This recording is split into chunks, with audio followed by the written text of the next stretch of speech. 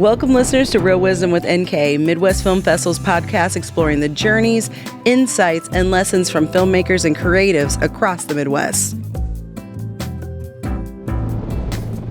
Today, we are talking about green lighting yourself, taking control of your career, and not waiting for permission. Do you wish there was a financial institution who understood your creative journey and catered to your unique needs as an artist? Well, look no further. Actors Federal Credit Union was created for the creative community, offering real support, reliable products and services, and banking with empathy. With lower loan rates, higher deposit rates, less fees, and nationwide ATM access, Actors FCU has your back every step of your journey. They've been serving the creative community for over 60 years and are here for you. Visit www.actorsfcu.com to learn more. Today's class was a lesson in understanding that in 2025, waiting for permission is out. We sat down with Pryor today to talk about greenlighting yourself and eliminating the need for someone else to tell you you're good enough or that your work is worthy of being produced, and the understanding that you have the power to create whatever it is that you want to have out in this world right now. Troy Osborne Pryor is a media producer, host, and the vice president of SAG-AFTRA Chicago. As the founder of Creative Cypher, he has built a portfolio of entertainment brands, including XL Film Fest and Darkberry Productions. His directorial debut on TV One's Change Agents and his Telly Award-winning film and outfit are just a few highlights of his impressive career. His superpower? Connecting with wide audiences and opening doors in the industry. I'm joined today by Troy Pryor, who is a friend of mine, a colleague, and really y'all about to get the inside scoop on what we just be talking about in the WhatsApp thread. So get ready. Hey, Troy. What's up, NK? How you doing? Look, they about to see us on tape, just doing the same thing we be doing anyway. That's it. It's dope to be able to sit down with you so that some of the conversations that we have, not all of them, but some of the conversations that we're having today, that we have frequently, giving the opportunity for listeners to have these conversations on what it is to get out of their own way and get people out of their own way. Before we jump into it, though, I know you, but everybody else doesn't know you. So tell us a little bit about who you are.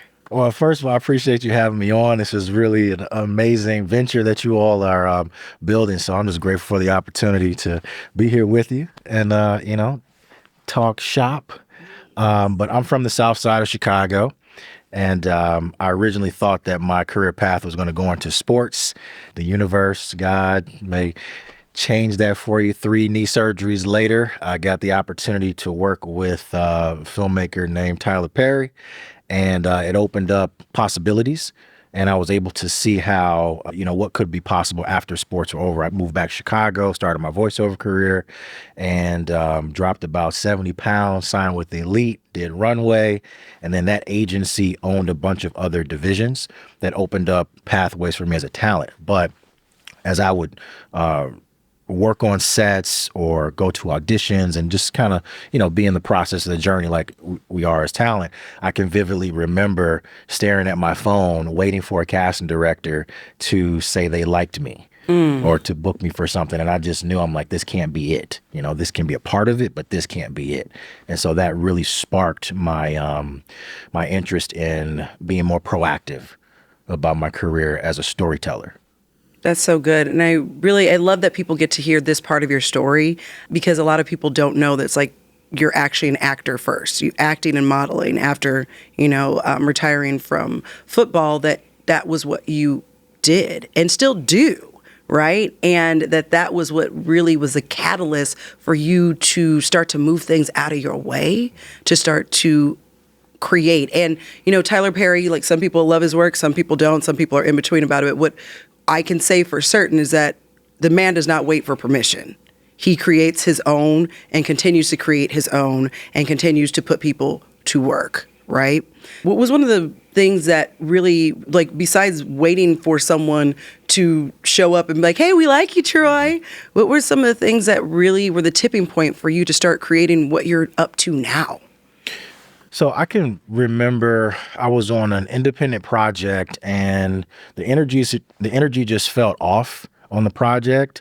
And, we all are on our own journeys to learn how to produce and bring things to life, and you learn things as you go. But in this particular situation, I realized that the next project that I worked on, I needed to be more involved in the production process because there were things that weren't happening that were appropriate.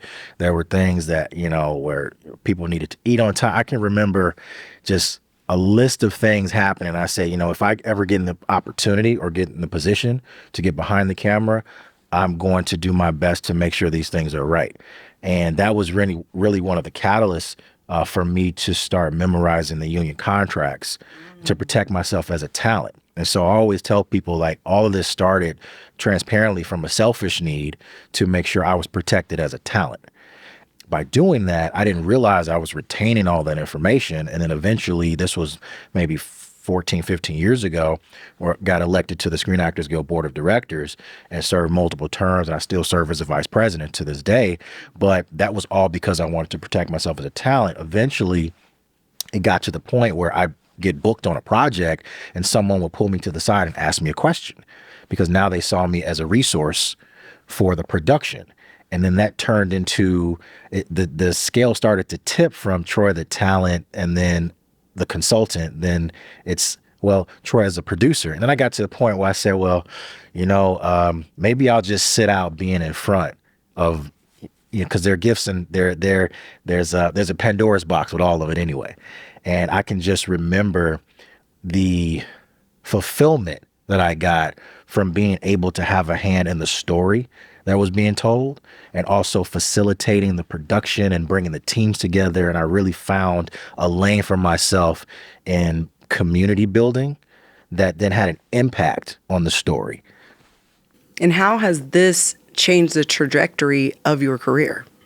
Oh, most of the opportunities I get now come from me being behind the camera or having a personal relationship with someone that's on the project, all the way up until the media company I launched, and then the film festival, and all of these other ancillary things that revolve around the content. And so nowadays, I still get called in for VO and roles for some of the television shows, but I really feel more fulfilled by being in the production space because I enjoy building the teams and collaborating. And for me, I always tell folks, like, there's a ministry behind it because there's power in the message and then the media. That's its own conversation, just about what's being said, how it's being said, the audience that it's impacting, how it impacts our culture, how we view one another, how we view ourselves. And for that, it made the novelty of only being a talent wear off a bit. Although I really appreciate those opportunities, I really felt more of a calling towards empowering storytellers and what that can mean for us as a people versus just sticking to a script. Oh, that's so good. And as an actor, do you still feel like at heart you are still an actor and a talent? I say talent. And as you know, as a performer, we get to the point where, you're taught we're not acting anymore anyway. We're reacting, right? And so every once in a while, I'll surprise somebody. I'll pull some Second City Yes and improv out, and they're like, "Wait a minute, I said, you act?" I said, "Yeah, that's where I started, bro. I didn't forget this. I didn't forget my Meisner and my improv and all of that."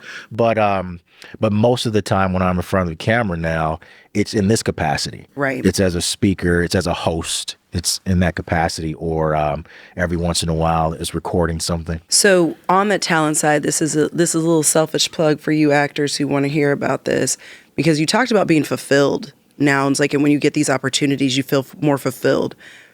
What have you noticed changes when you do have those opportunities to audition or be in front of the camera, walking in a space of fulfillment? Do you show up differently in that work, in your acting work? Absolutely. And, it's one of those things where it was difficult for me to understand what veteran performers were telling me when I was starting out. Now it makes so much more sense when I do have the opportunity to go in. I'm so much freer.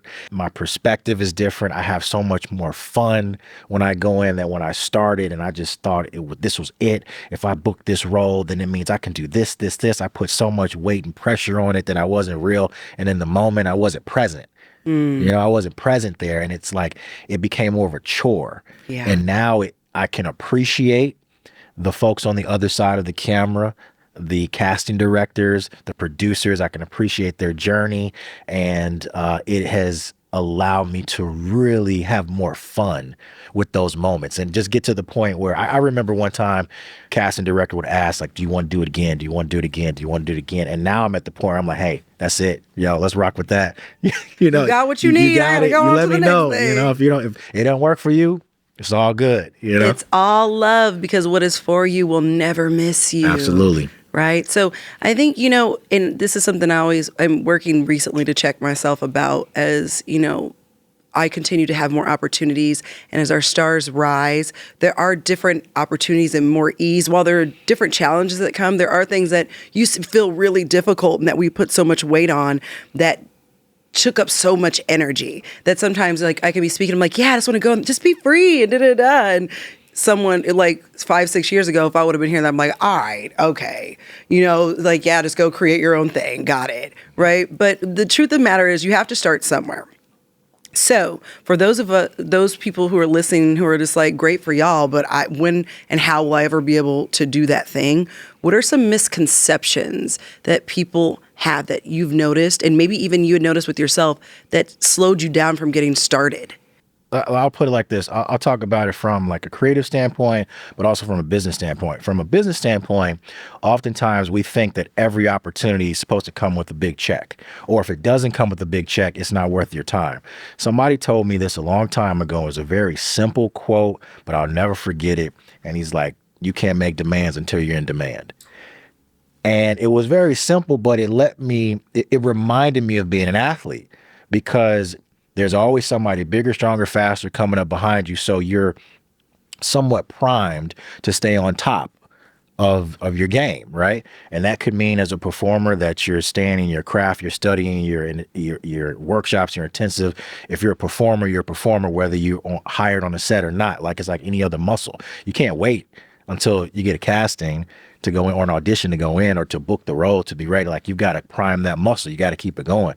So there has to be a different motivation. But from a business standpoint, what I have seen oftentimes with fellow creators is that we will block our own blessings because it's not packaged the way that we think it's supposed to be packaged right away. And I'm referring to a dollar amount, right? Like there is importance in understanding your value and not being taken advantage of. Right. Absolutely. I'm not telling you to work for free. But I am saying that there are times when it's valuable to take advantage of the opportunity that allows you to build. Right. And sometimes we don't always see it that way because this project is not a big box office or project. Then you may pass on that. And actors talk about that all the time. What project do you regret passing up on? They pass up on different reasons. But I know as an independent creator, you make sure that you're taken care of and that you're respected and you're valued on the project. But you have to look at it as a career and not just, this one thing. It's like, how can this project turn into new opportunities? I mean, how many times have we been on a project and you've got 20, 30 people on that project, and maybe you stay in contact with 10 of them, and maybe you're working with 5 of them after that, and it turns into other things. So it becomes a relationship thing. And it's like, there's a price, but then there's also a value, right? And how is this a valuable opportunity? From a creative standpoint, write things down. We're waiting for somebody to cast us in a role. Like, start to write your ideas down. It doesn't mean you have to be a writer. It just means write that stuff down. Like, start to jot it down. Keep that stuff in notebooks. Take classes. And what I have seen is, like, people like to get on moving trains.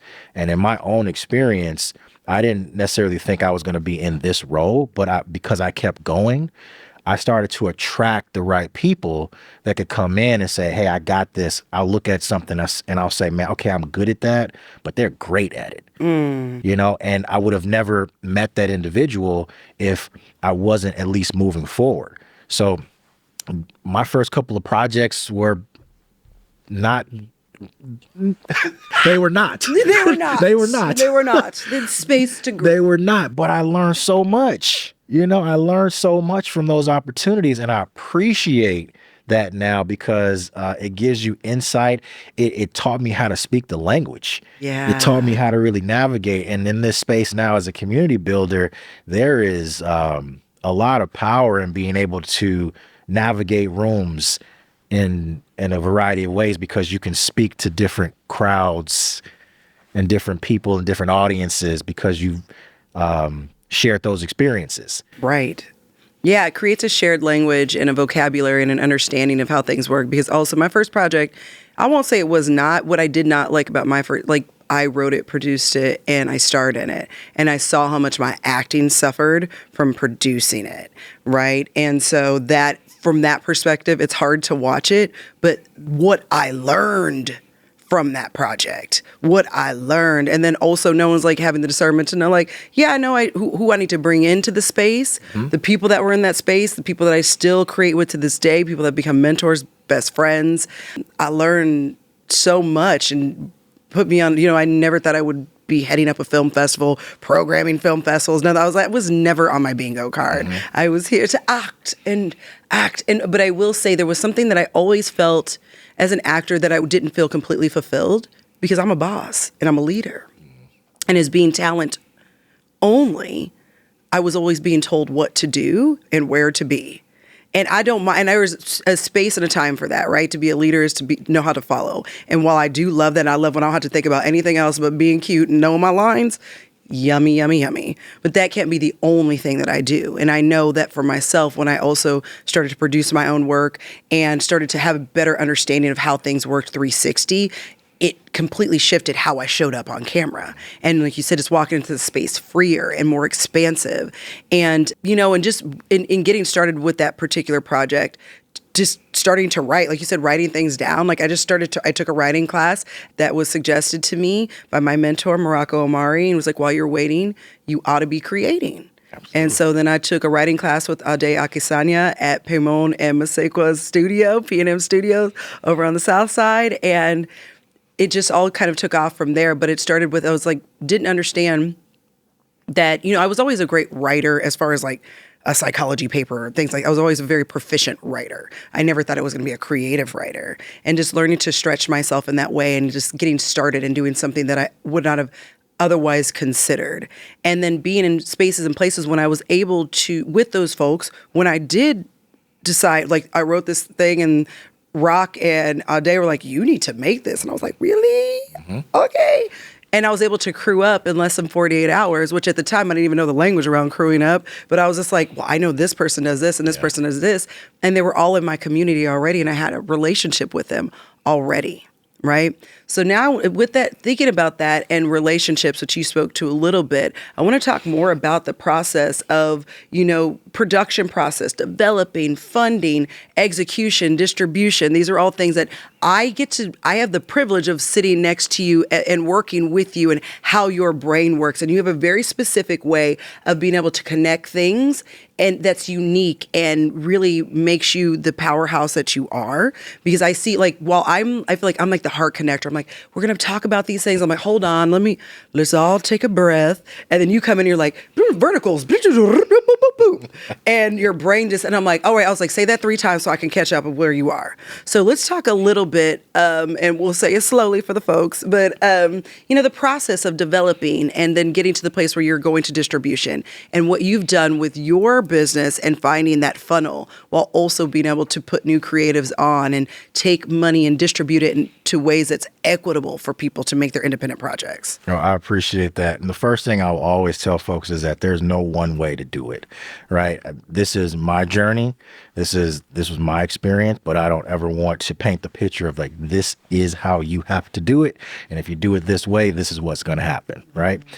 Because everybody has their own journey and their own process. What was developed about 6 or 7 years ago. So let me backtrack. I launched the company Creative Cypher 10 years ago to support rising storytellers. I had been on the board for SAG-AFTRA. I had co-chaired New Media. This was right when the internet was democratizing how content was produced, marketed, and distributed, right before YouTube kind of blew up as the #1 aggregator and generator. This was like when there were multi-channel networks building and all this stuff and gaming and all of that was going. So I was in this space where I could see what was coming. And a lot of the performers who were also being more proactive about their careers were doing their own projects, and they needed a familiar face. And so they would start to come to me for advice to help them flip their project either from non-union to union, or just help add value to the project. And when I realized that, I put on my personal website a tab that was designed for inquiries, and it would just start to load up. And I'm like, yo, I didn't think that that's what this was going to be, but it indicated that there was a gap and there was a need. And when I started doing that, then we launched Creative Cypher. Creative Cypher became more of a networking event at first. And then I quickly said, there are enough networking groups already, because I don't want to only be in contact with people. I want to be in community with them, because those are two different things. And I want to make sure that if I can aggregate and bring all these people together, that there's something tangible that comes out of it. So how do you incubate or create accelerators, which is what we eventually launched in 2019, was the Chicago Film Accelerator. So I was aggregating sponsors and brands, and we would put micro grants into the hands of rising storytellers, give them access to showrunners, the typical things you'd see in a lab. And it was a pilot. We did that for about 4 or 5 years. It got on Sundance's radar, and that lab continued to grow. And then eventually I said, well, those artists need to have a celebratory moment. We were helping them get their projects placed in film festivals as our way to sort of market and distribute the work, as not as a sales agent, just as a facilitator. But those festivals were not always offering the most authentic experience to the creator. So when you got up out of the seat and you walked out, that was it. Like, what else was happening at that festival to create more of a community, to feel like this was worth my time? So it was this journey of continuously finding gaps that we could fill. Eventually, we launched the film festival. And what I did was I took all of those nebulous parts and put them into what I call, it's a supply chain. And our motto was eliminate the need for permission.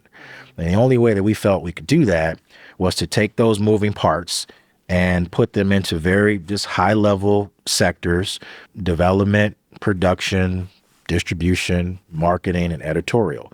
We called our development process our lab. And so that lab was an accelerated program, 6 months, 6 to 8 months, to help concept projects come to life. We supported a few web series that wound up getting purchased by a major network. And, when you're just trying things out, you don't know what's going to happen. Right. But when it worked, we said, well, wait a minute, I think we may have something here. And then we looked at it and said, okay, if I can do that with one project, if I create more of a systematic approach to this, can I do this at scale? Ultimately, it was all relationships. That was just our way of doing that. And then the lab continued to grow. Then we started to support other labs. So ultimately what happened is I had these pipelines of talent and content that were constantly pouring in. When we launched the festival, of course, we have our traditional means of folks submitting, but we also have all this content coming through the pipeline. And we're like, well, why aren't we programming our festival with the content that's coming in already? When the Tate brothers came in, shout out to our first year we did with Robert Townsend and then Louis Carr and then Lorenz Tate, which also helped. But what that did was it made it even more attractive. And when the Tate brothers came in, they brought AMC. So when AMC comes to us and they say, well, we now want to license content from your festival, now our festival becomes a marketplace. If you are an independent filmmaker, we then had the ability to help you fund your concept projects get those projects in the hands and directly with showrunners and network executives, because those were the mentors on the lab. You didn't have to wait until the lab was over. You were already talking to showrunners because they were a part of your lab process. So when you were done, you already had the relationships. Yes, that part. So first of all, y'all see what I'm talking about with the beautiful mind? You so like, and this thing just goes together with this thing, and this all goes together with this thing. Where they choo. Yeah, literally how I see your brain working when I'm like talking to you. What I love about all of this is that, like what you really just saw is the things that were already happening, and like how do you just make them happen together and work to the benefit of the creator.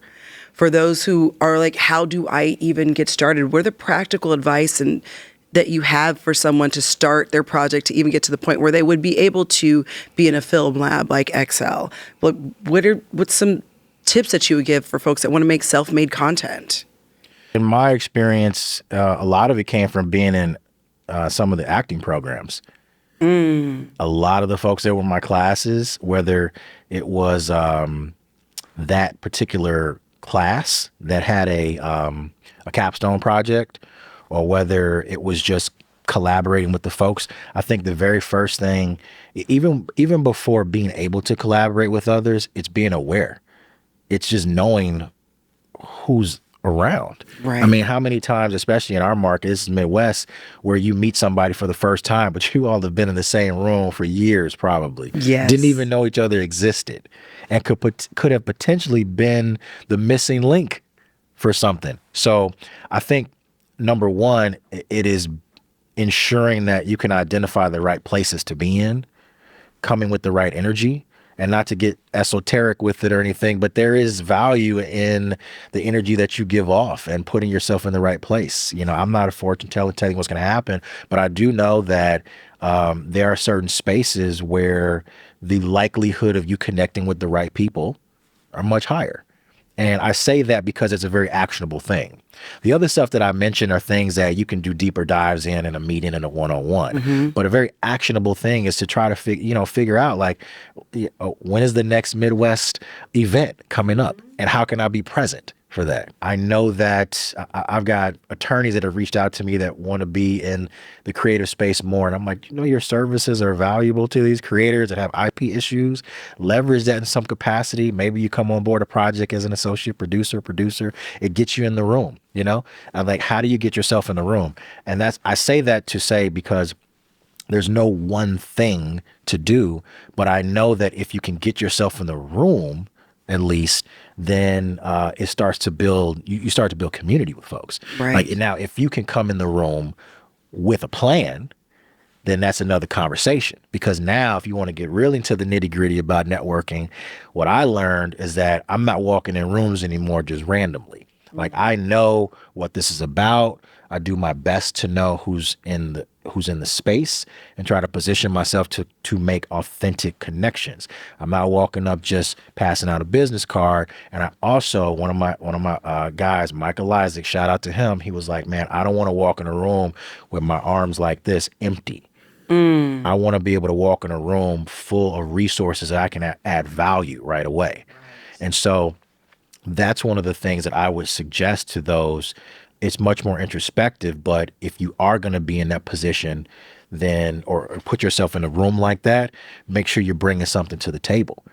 And that takes some work before coming into that room. When you think about that, and I love what you said about making genuine connections, right? Because that's the thing too, is like the networking gone wrong, which I always say is like networking for me. I was like, I'm not a fan of networking. Honestly, I want to be in community with you. I want to get to know who you are, not what you do, because I guarantee who you are will show me how you do what you do. Because how you do anything is how you do everything, right? And one thing that I know to be so about you is that you always come in with the spirit of generosity. And within that, even with the AMC deal, we had a conversation. You specifically asked, were there any projects that were part of Midwest Film Festival that you think would be good for this? And, I was like, absolutely. And they're on the real one. Shout out to you, Mackenzie Chin, boo, boo, boo. As well as, and this was great for George, who was able to show I programmed him for XL Fest because it was dope. And he was also a Midwest Film Festival for Cottage Grove, and now on AMC. You come in with the spirit of generosity and not with this, well, it's all going to be for a creative cipher and XL. It's more like, how do we collectively work together, and what are the resources and the work that we have right now that you've already been doing that is aligned? And I think for people coming in, when they think about networking, yes, they may not have all of that behind them yet, but getting present to everybody has something to add to a space, right? So get present to what your value is. Walk in knowing that you belong there. But also something, and this has been a reoccurring thing on a few episodes, like can't make demands until you are in demand. Also like being cognizant of like what it is that you have to offer right now. Like, doing a strong self-assessment. So being able to strike that balance. Was there a particular moment? You've shared a lot of different nuggets that have been so incredible, but was there any particular tipping point where you were really like, oh, I got something. I can absolutely greenlight myself. I don't need to wait for y'all. Like the real, because I feel like we come upon things like, Oprah talks about aha moments. I think there are definitely those moments like where the shutters flip all the way up. But when I look back on those shutters flipping up moments, there are different things like, there was like some signs pointing me towards that thing a lot of times that I just wasn't even maybe ready to see yet.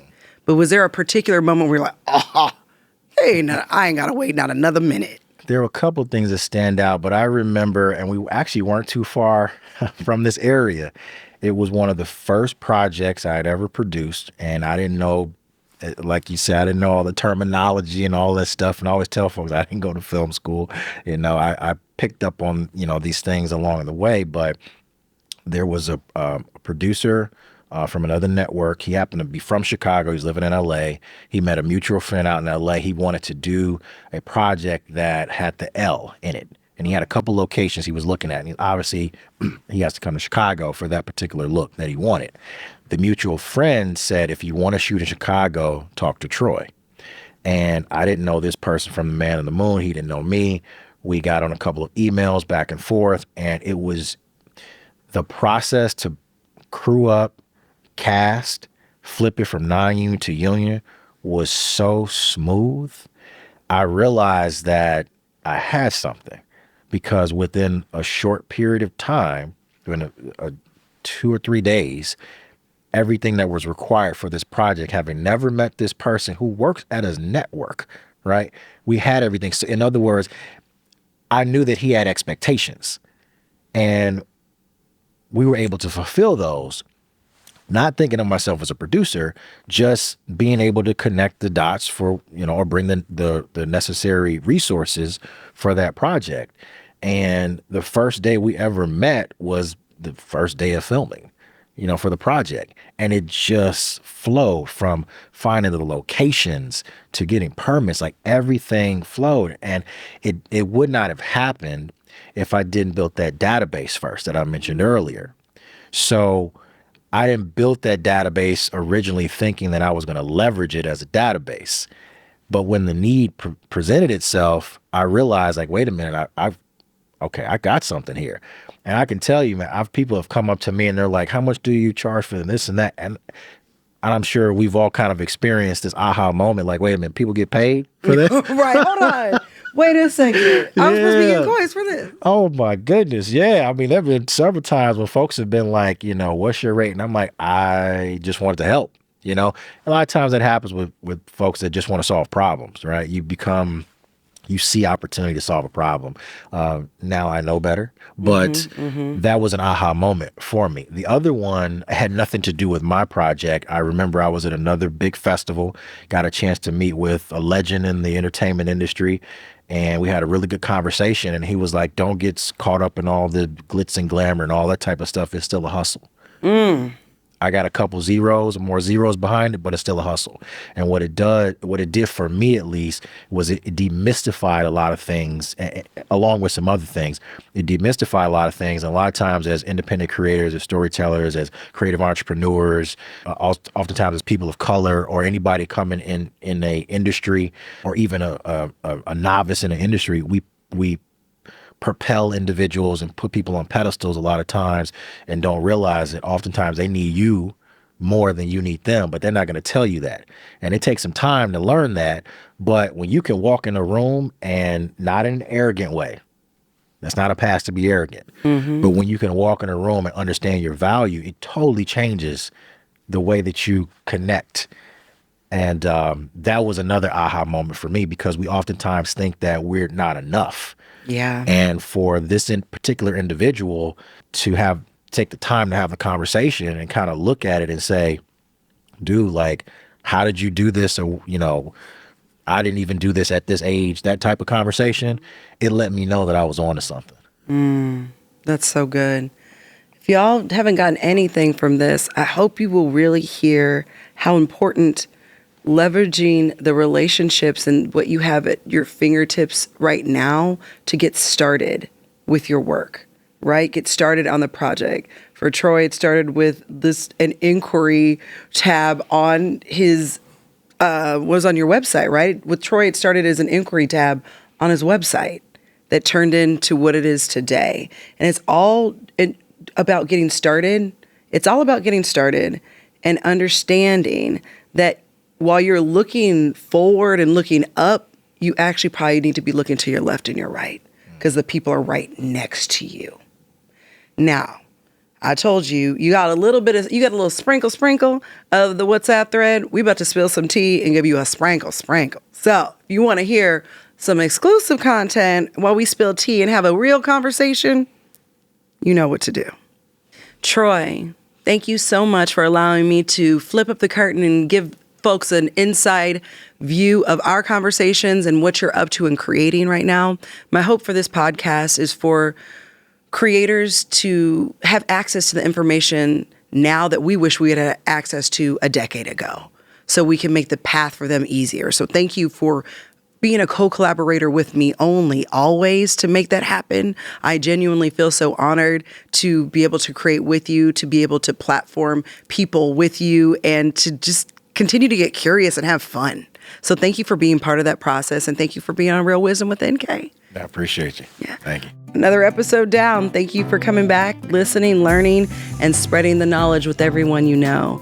And if you're curious, have more questions, want to know how you can find out more about Midwest Film Festival, the podcast, and the incredible people that make it all happen, go to MidwestFilm.com. Make sure to become a member so that you can get access to Tea Time with me, sign up for our newsletter, and make sure you don't miss out on our monthly screenings. I know, you heard that right. The last Monday of every month, you can find us live at the Claudia Cassidy Theater, located in the heart of Chicago at the Chicago Cultural Center. So we'll see you next time at Real Wisdom with NK and at a monthly screening. Now, if you want to hear us spill tea, stick around and head to MidwestFilm.com for our exclusive after-show content, Tea Time with NK, because the real talk happens after the episode. Let's be serious. So make sure you follow, subscribe, and share the show with someone who needs the scoop. Until next time, stay curious, stay bold, and as always, keep it real.